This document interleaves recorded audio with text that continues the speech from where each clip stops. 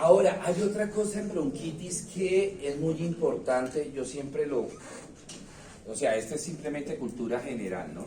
Esto es simplemente para que lo tengan en cuenta.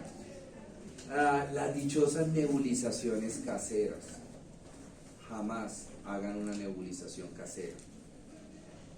Que uno ve que la mamita coge una olla y le echa hojas de eucalipto, y le echa vivaporú. ¿Por qué no las deben hacer? Porque normalmente en esta habitación el aire frío está aquí arriba, el aire caliente está abajo. Entonces, por ejemplo, llega la mamita con esa olla que hirvió no sé cuánto tiempo, el agua con eucalipto y el vivapuró, y bueno, le echan un pocotón de mengures, y le destapan la olla, sí, sale el vapor. Ese vapor es ¿qué? Caliente. Entra a la vía aérea del paciente, humidifica las flemas que el paciente tiene secas, se desprenden esas flemas y el paciente siente mejoría, ¿sí? Pero ¿qué pasa con ese vapor caliente? Que va subiendo.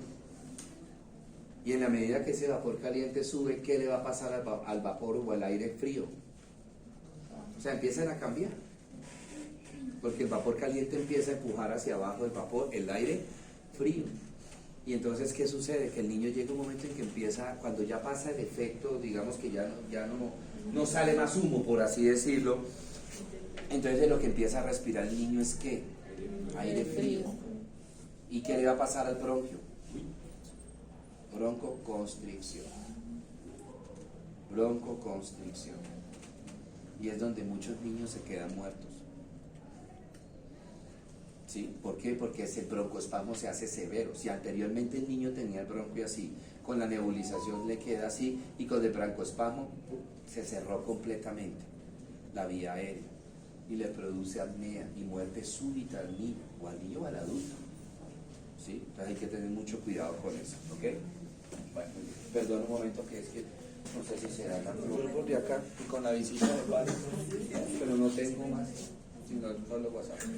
Bueno, pasemos al asma. El asma es un problema restrictivo,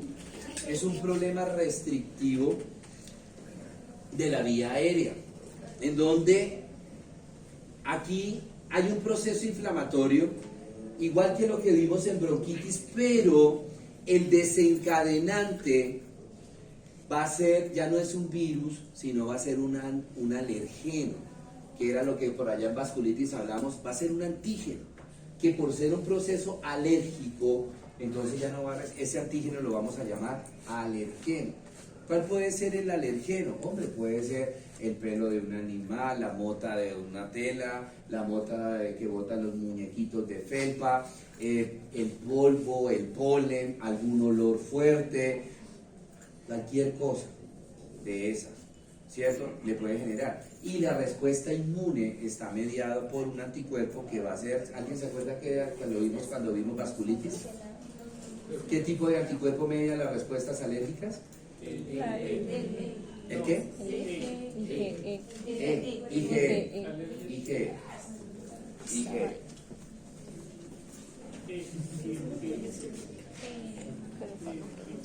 Esta es una vía aérea de un paciente asmático, pero es un asma bastante avanzada. Si ustedes pueden ver, hay zonas donde el epitelio está destruido, ¿sí? Se rompió el epitelio, ¿verdad? Esto es lo que sucede, lo que les decía ahorita, en esos casos en donde uno tose y como que le arde ya todo esto, le duele, eso es lo que está pasando. Está ya tan inflamada la vía aérea que el esfuerzo por toser rompe el epitelio y empieza a descamarse, o sea, el paciente empieza a botar, pues obviamente eso es microscópico, ¿no? El paciente empieza a expulsar a través de, si hay tos seca o tos húmeda, empieza a través de la expectoración o a través de la tos, empieza a expulsar epitelio y se demora mucho tiempo en recuperarse ese epitelio. Profe, ¿es permanente que el epitelio quede así o hay reconstrucción? No, eso con el tratamiento, cuando pase la crisis, la capa basal, que es esta, que ven acá, la capa basal, que es la capa donde están descansando las células, comienza a regenerar el epitelio, las células comienza a regenerar, ¿sí? Pero es lento. el mento. Bueno, ese es el epitelio normal. Ese es el epitelio normal de la vía aérea, ¿sí? Esta es la capa normal, esta es la capa epitelial, esta es la capa muscular y esta es la capa serosa, ¿sí? Aquí es donde están las células caliciformes. Mire esta célula tan bonita, la caliciforme, que son las que producen mucina, ¿sí? El epitelio de acá de la vía aérea se llama epitelio cilíndrico pseudoestratificado, porque las células son de diferentes tamaños, entonces los núcleos están a diferentes tamaños y en la punta tienen un pelito, un cilio.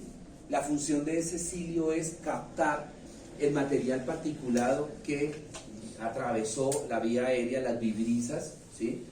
Lo capta este epitelio.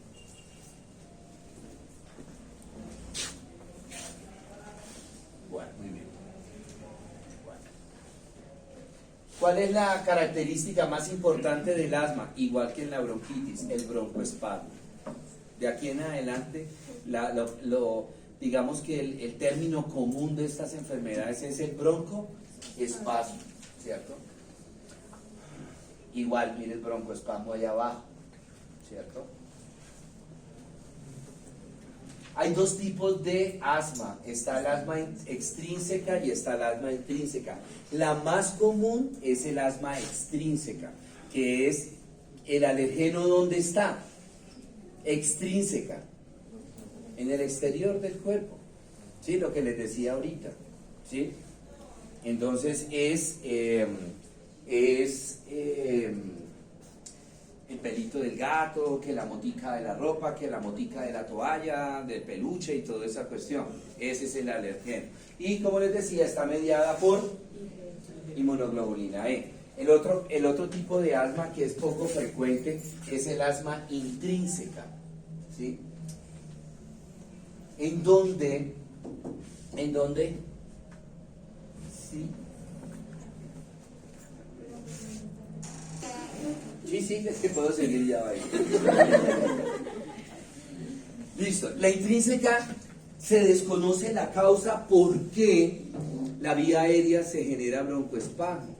Algunos alergólogos, neumólogos, hablan de que el cigarrillo puede generar algunas cosas, como el cigarrillo, algunos medicamentos, el frío, pueden generar el broncoespasmo, pero no se conoce cuál sería el porqué, ¿sí? Y en ese caso muchos de los neumólogos dicen, pero si es el frío, sería extrínseca. Si es el cigarrillo, ¿el humo de dónde viene? Desde afuera, sería extrínseca. Si es aspirina, me tomé la pastilla, soy alérgico a la aspirina, sería un asma extrínseca. Entonces, pero la mayoría de los casos, yo me atrevería a decir que el 99% de los casos de asma son extrínsecos. Bueno. Hay 4 tipos, o 4 grados, perdón, 4 grados de asma. Tenemos el asma leve, ¿sí? En donde el paciente presenta una disnea leve, ¿sí? Leve dificultad respiratoria, tiene sibilancias difusas, sibilancia, los piticos que les hablaba, los silbidos, y el intercambio de gases es normal. Es ese pacientico que se da cuenta que tengo como un poquito de dificultad respiratoria, saca su broncodilatador, se hace sus 2 disparos y se mejoró, ¿sí? Tenemos el grado 2, que es el asma moderada. El paciente ya tiene acá disnea en reposo, va a haber hiperpnea, o sea, aumento o trata de aumentar la captación de oxígeno. El paciente aumenta la frecuencia respiratoria. Ese aumento puede mejorar, digamos, la parte del intercambio de gases, ¿cierto? Luego tenemos, bueno, ese es el pacientico que tiene que ir por urgencias, porque ya el broncodilatador, el broncodilatador, el aerosol no le hace efecto. Entonces el pacientico va a urgencia, allá le canalizan una vena, le colocan unos medicamentos por vía intravenoso, le hacen nebulizaciones con broncodilatador, mejora el paciente, chao para la casa, ¿sí? Tenemos el asma grave, el grado 3, que la disnea es pronunciada, ya hay cianosis, las sibilancias son acusadas, o sea, son abundantes las sibilancias. Ese es el paciente que hospitaliza en una habitación normal. Y ahora van a entender por qué hago esta aclaración.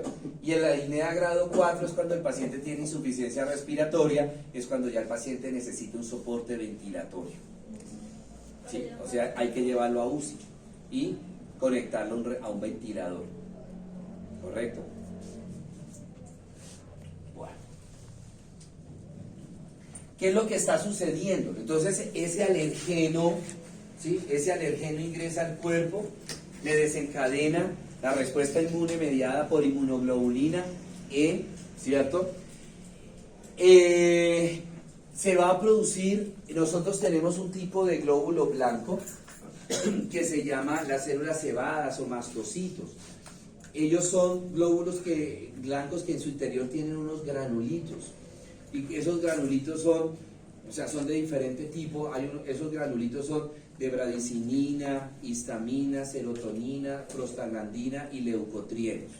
¿Sí? Entonces, ¿qué pasa? Normalmente todos los días a nosotros se nos destruyen glóbulos blancos. ¿Por qué? Porque ellos cumplen su ciclo de vida y entonces van a liberar esos gránulos de histamina, serotonina, prostaglandinas, tromboxanos, leucotrienos, ¿cierto? Y van a ejercer un mecanismo de acción en nuestro cuerpo. ¿Cómo? ¿Cuál? Por ejemplo, la histamina es la responsable de que los bronquios de nosotros estén dilatados, ¿sí?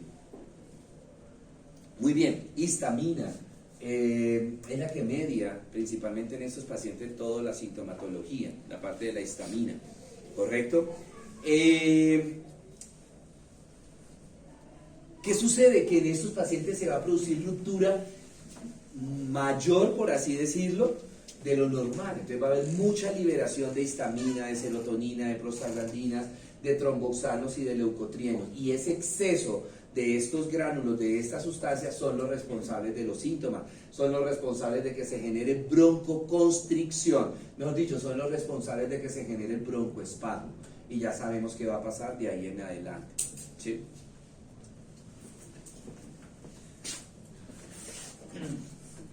Bueno, nuevamente el broncoespasmo.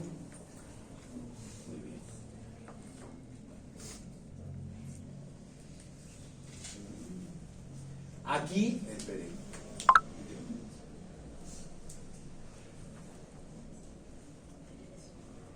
Miren un bronquio, las flemas, cómo se ven, ¿no? Están pegadas. Esas flemas es las que tenemos que humidificar para que se desprendan fácilmente y el paciente las pueda eliminar a través del atroz o a través del estornudo, de los moquitos que salen por la nariz. Aquí, si ustedes se dan cuenta, estas flemas están completamente impactadas y están tapando. Miren la luz del bronquio apenas. Han tapado toda la luz del bronquio, prácticamente un 90% del bronquio está tapado. Ya se podrán imaginar los síntomas de ese paciente, la disnea tan severa que debe tener ese paciente, la cianosis, esta sería un asma severa, ¿cierto? Estas son las flemas húmedas que llama uno. ¿Qué es lo que espera uno? Que estas flemas estén así, filantes, que estén como más blanditas, por así decirlo, no sé si me hago entender, que estén más hidratadas para que fácilmente se desprendan y se puedan eliminar fácilmente, pero realmente lo que sucede es que son así, secas, deshidratadas, y por eso no se desprenden tan fácilmente. Muy bien. La triada del broncoespasmo, que ya lo vimos desde el principio, constricción del músculo liso, el edema de la pared bronquial y el aumento de la secreción de moco. Bueno, las manifestaciones clínicas, pues la tos de estos pacientes es una tos seca, el paciente tiene disnea, hay dolor en el pecho, la respiración es entrecortada. Dependiendo del grado de disnea que tenga el paciente, se van a presentar los tirajes. ¿Qué son los tirajes? Son retracciones de la piel, que se pueden presentar, que me están indicando el mayor esfuerzo inspiratorio del paciente. Los tirajes pueden ser de tres tipos. Tirajes intercostales, entonces uno tiene el pacientico sin camisa sentado y uno se queda mirando en el pecho al paciente, y cuando el paciente inhala, ¿sí?, inspira, como tiene que hacer tanto esfuerzo para respirar, por lo que él siente que no le está llegando buen oxígeno, la piel de la región intercostal se chupa hacia adentro, tiraje, se tira hacia adentro. Esos son los tirajes intercostales. Los tirajes también pueden ser supraclaviculares, me están indicando mayor esfuerzo inspiratorio. Entonces la piel acá de la región supraclavicular se hunde. Cada vez que el paciente inhala, se hunde la piel de la región supraclavicular. Y finalmente pueden ser universales los tirajes, que es cuando el paciente tiene los dos tirajes, tanto los intercostales como los supraclaviculares. Obviamente, si el paciente tiene unos tirajes universales, pues el esfuerzo inspiratorio es mayor.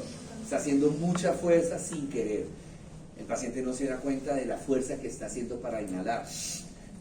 Entonces, ¿para qué? Para tratar de captar la mayor cantidad de oxígeno, ¿verdad?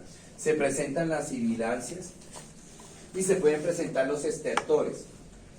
En el diagnóstico, bueno, o sea, les indico esto, pero solamente para que lo sepan, porque realmente la clínica del paciente es muy eficiente. O sea, uno no necesita exámenes de laboratorio, ¿sí? Para saber que el paciente tiene un asma. Los antecedentes del paciente, la clínica del paciente es más que evidente, ¿verdad? Pero hay unas pruebas de laboratorio que es a nivel del esputo. Entonces, encontrar los cristales de Charcot y los espirales de Cushman. Eso que ustedes ven aquí son los espirales de Cushman, que son eosinófilos. Ese es otro tipo de glóbulo blanco que se rompen, y al romperse quedan como una espiral, ¿sí? Y los otros son los cristales de Charcot. Estos, las rayitas que ustedes ven, son los cristales de Charcot, que también son eosinófilos que se rompen, pero en vez de enrollarse, por así decirlo, se alargan, ¿sí? Pues ¿para qué quiero yo mandar a hacer ese examen? No es que sea cruento, ¿no? Es porque es en esputo. Entonces, pero ya la clínica del paciente, los antecedentes del paciente me están diciendo el diagnóstico prácticamente. Existe, no estoy de acuerdo con esa prueba, es mi criterio personal. Existen, bueno, a veces los alergólogos, los inmunólogos, los neumólogos le dicen a uno, no, es que toca saber a qué es alérgico un paciente. Hombre, pero si un paciente es alérgico a todo. Ustedes miran un pacientico asmático y es alérgico a casi todo. A los pelos de los animalitos, bueno, lo que ya he dicho, mandarle a hacer una prueba de rash cutáneo al paciente, yo nunca la mando, ¿sí? Y a veces peleo yo con una alergóloga del hospital, porque ella me dice, mándame el paciente para hacerle una prueba de rash cutáneo. Y digo, no, es muy sádico esa vaina. ¿Por qué? Porque es que consiste en rasparle la piel de la espalda al paciente y aplicarle un alergeno. Pero el problema es que no es un alergeno, son 72 alergenos.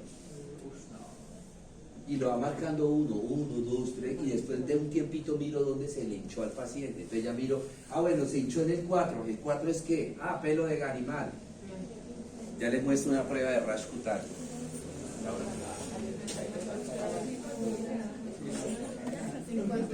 Mírela. Mire la prueba de rash cutáneo. ¿Sí? Exacto, el 11, el 12, el 13, el 20, 21. Es para, o sea, a mí me parece, bueno, si es un adulto, pues vaya y venga. Pero en un niño, es rasparle la piel. ¿Sí? Bueno, pues yo manejo como si fuera alérgico a todo.